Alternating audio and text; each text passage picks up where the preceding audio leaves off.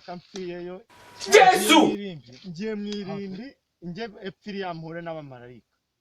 mbese mwirimbi niho urayikiri ayayasha byihorere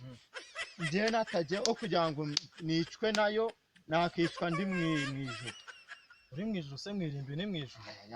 mwirimbi sibwo tuhite ngo mwirimbi twahita kwa shitani ahubwo umva wangu shaka wanyiyungaho tukagenda oya njye ntabwo nakwiyungaho rwose komeza wigire ibyo ngibyo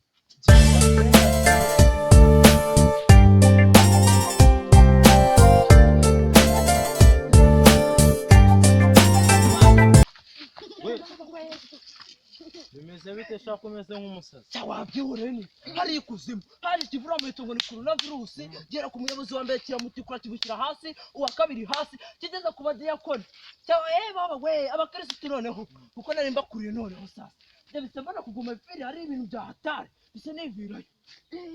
kandi hose twebwe twari tugiye mugiye kuzimu ikuzimu epfiri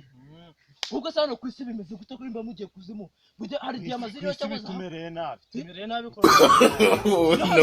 no yatwishe coronavirus iri hano ku isi umva ahubwo reka mwibaza akantu kamwe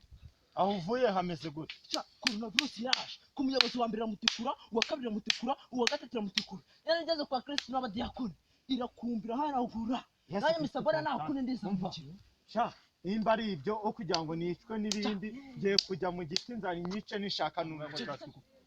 guriya mu giti Yesu ese aho wajyanywe n'iki murajyanga batsinda aho ngaho nasha ntabwo twe twagerayo banza tugende Imana ndabona ari danze yewe biruhanya tuza kuzamuka yewe